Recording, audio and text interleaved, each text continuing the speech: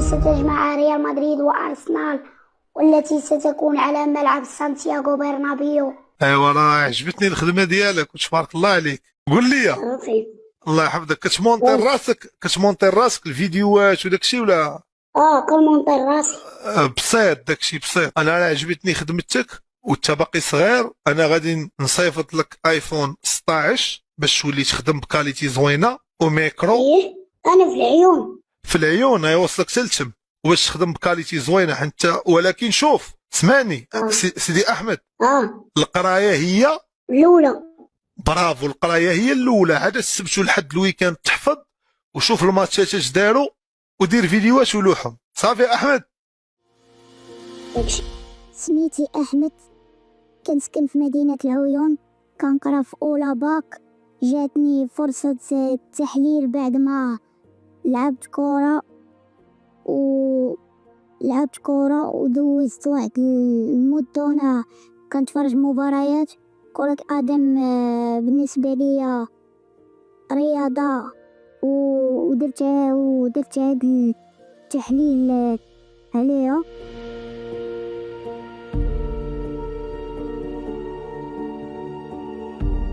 جاتني الفرصة ديال التحليل من بعد ما انني حبيت كرة القدم في صغري. كنت كنلعب كرة القدم وما توفقتش وبديت بداية التحليل بسبب متابعتي لكرة القدم.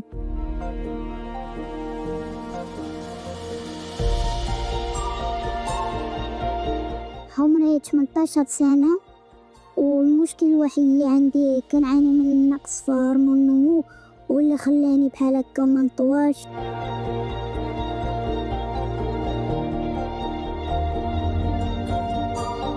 القدوة ديالي محمد عدنان.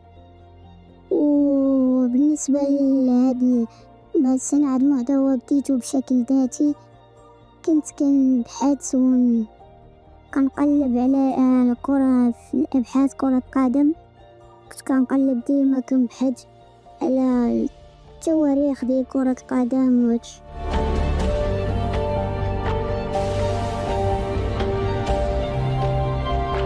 كيطرحوا لي الافكار من مشاهدة المباريات والمتابعة، وكنبقى مركز على المباريات ما كندير التحليل.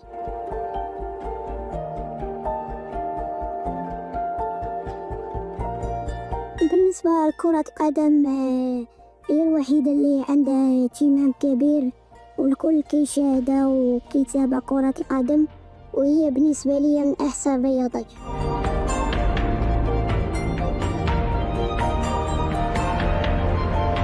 أنا كنت بديت بتليفون عادي وكنت كنصور عادي حتى تواصل معايا واحد الأخ اللي هو ماجد بن علي اللي كان تكلم معايا وصيفط لي واحد الميكرو واحد الرانج لايت، وكنخدم المونتاج. كنت بأدوات بسيطة، كنخدم مونتاج بكاب كات، وحتى تعلمت لي مع كنت كديجا كنخدم بإن شوت.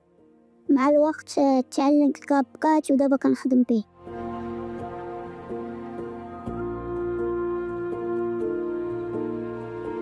الطموحات ديالي كنبغي نكون مستقبل محلل كبير ونشرف مدينة العيون مثل مجيد الشهي.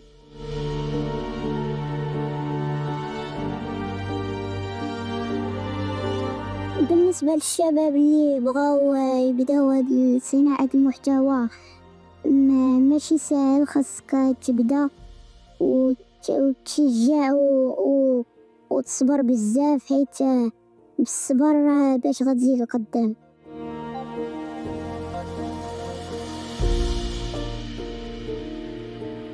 اللاعب اللي كنبغي انايا وبالنسبة ليا هو كريستيانو رونالدو، وانا محب لفريق ريال مدريد، وكنبغي ديما ندير تحليلات خاصة بهذا اللاعب وهذا الفريق.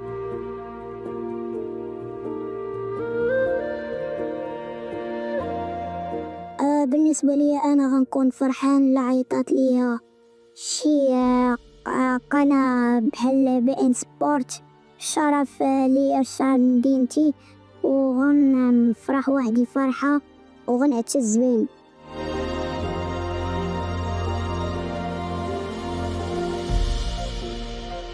كنت تعرفت على الياس المالكي. كنت انا واحد النهار جالس عادي، شاد التليفون، حتى طلع لي ميساج بان الياس المالكي هو اللي صيفط لي ميساج. وكان يجيو عندي الدراري كيجرو، كانوا كيتفرجوا الستريم وما يقولوا لي راه طلع الفيديو ديالك الاخ الياس المالكي، وراك بغا كيصوني عليك وصيفط لك ميساج. وكنت انا ديجا ديك الوقت مع داك يلا بغيت انا نخرج، وهذا هما يجوا عندي الدراري قالوا لي رجع راه كيصوني عليك الياس المالكي. فما مشيت وصوني عليا، فما فين قال لي راه غنصيفط لك واحد المبلغ باش تقاد ماتريال واحد.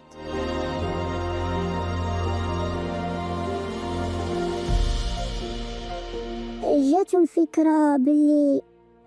الفكرة باللي كان شاف الكاليتي ديال التليفون طايحة، ومن ثم تكلم معايا وقال لي باش تخدم بكاليتي احسن. كان صيفط لي مبلغ وقال لي شد ايفون 16.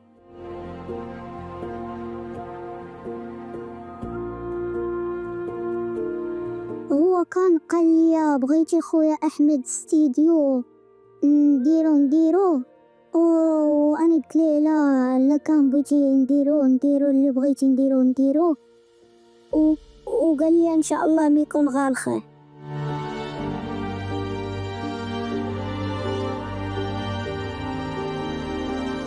كنبغي نشكرو بزاف على